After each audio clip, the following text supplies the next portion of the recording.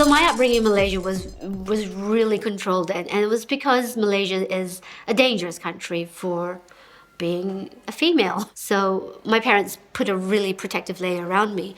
So my only way out of that caged house is through film. So I watched a lot. I watched a lot of Hong Kong movies, a lot of Hollywood movies, and a lot of Bollywood movies as well, because there was nothing else for me to do. So it feels like a natural extension of myself to end up in film, and I think in film as well. Hi, Jack. What? Surprised to see me. Ah! Hey, look. Shh. Save your breath for screaming. Ah! You can run, but you can't hide. I've got your number, buddy. I'll find you. And I'll finish what you started. Then when I came here, I started to play. I started to do all sorts of things. I did salsa classes, French classes. French is not a thing in Malaysia. I did hip-hop classes, photography classes. I played and played and played. And I did acting, and I was terrible at acting. But it was the first time I was allowed to feel without being judged, without justifying the feeling, or not being allowed to feel, kind of thing. So to me, acting is like a religion, because it just allowed me to get to know who I am as a person. It was treated like a very heavily invested hobby for a long time, I guess. The way I justify my decisions is that if there was a prize money that I could get, then I could invest my time into it. And then I can justify it to my mother. Otherwise, it was just hard. And yeah, there's a bit of a journey there, I guess. There's a charm of fairies that live inside this tree. I wonder if they're still here. What the hell happened? Boo! They tasted like chicken. Oh! Oh! I'm blind! Oh! Hey, bitch, you can't just...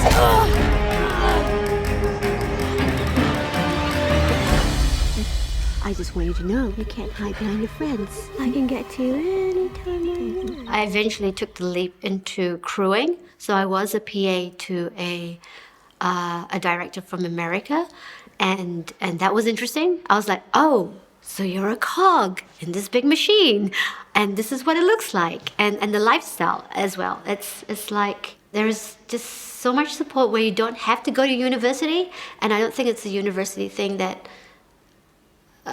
defines this industry. There's a lot of people where they've come from different paths into it, even like, for example, the unit person or the HT driver type thing. They're like, oh yeah, my mate. I knew a mate who got me into it. So it's liberating in that sense that you don't have to you can do it if you want to, basically. It's like the American dream, but filmmaking in New Zealand, if that makes sense.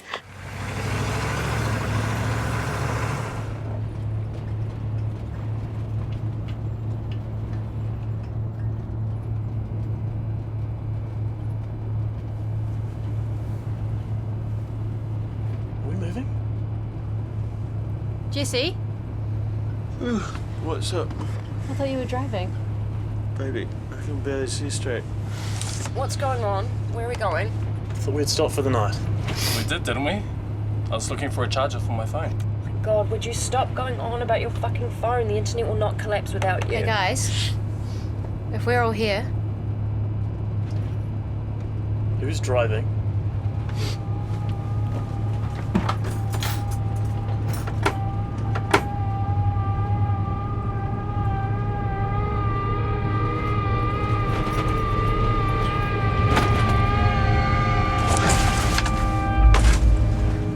It's a sink swim thing for me. I don't have a backup plan. And therefore, the drive to really stand out is really important. It cannot be subpar. If you want to make an impact, you have to make an impact. Otherwise, there's just so much content out there, and you'll get drowned.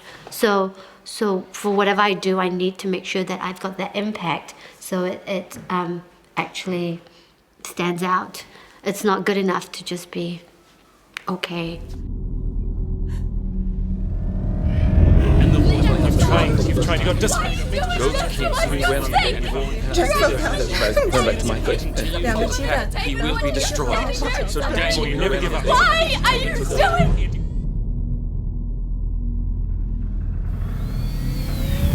We're gonna find you. When King Xerxes They do. I am protecting. you must stop what you are doing.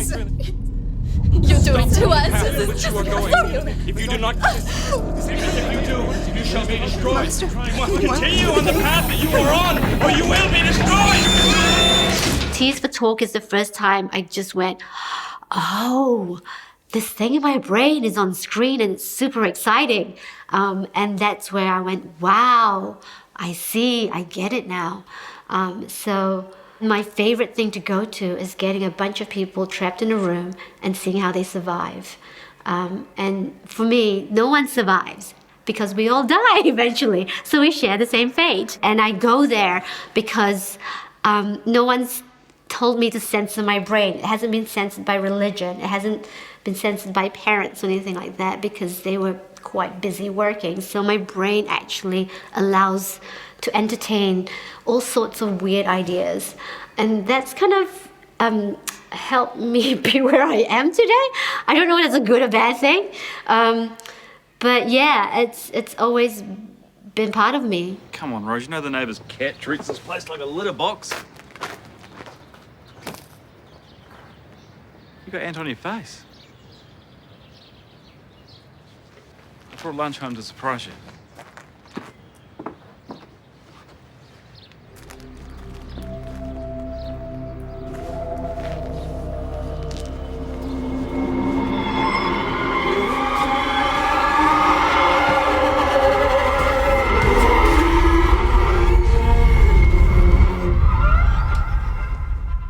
You do need collaborators who you can trust, and also know each other's strengths and weaknesses.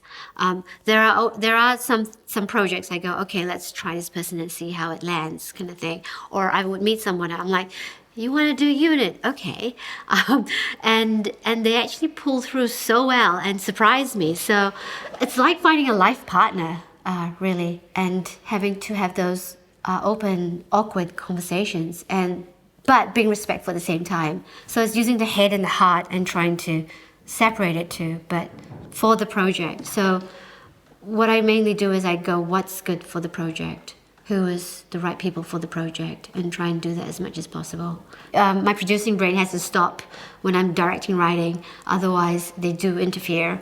So having to kind of compartmentalize the different spaces and deal with that, yeah, it's been tricky. Oh, that's the thing. Learn how to write proposals. Jeepers, yeah, seriously, how to sell on paper. But yeah, visually I can really, I know what will grab the attention.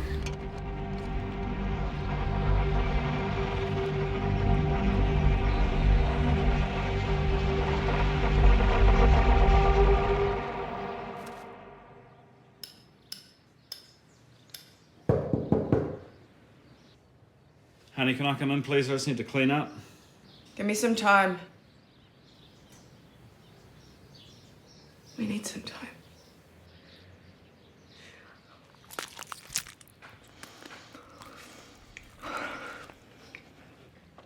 Rose, I know you didn't see the midwife. Look, I can't even begin to imagine what it's like being pregnant and all the changes that your body's going through, but... Rose, I want you to know that I'm here for you, okay? If you don't have a good head on your shoulders and common sense, you're out. So if you're not ready, don't do it. Just go away and play with your friends where if you mess up those relationships, it's fine, you know? But once you start hitting the actual industry, if you don't have common sense, you're out. I'm talking specifically about the producing, writing, directing maybe, or crewing in general to gain the experiences. Just keep doing the work. I mean, it's tricky. For writers, write what's uncomfortable, you know? For directors, I'm on that trip. I'm on that journey. It's new to me. I'm still learning. I find that I'm always learning. If it's not your forte, find somebody who is. better at that, you know? Like, know who you are, your strengths, and if you do have weaknesses, just get somebody else in. You know?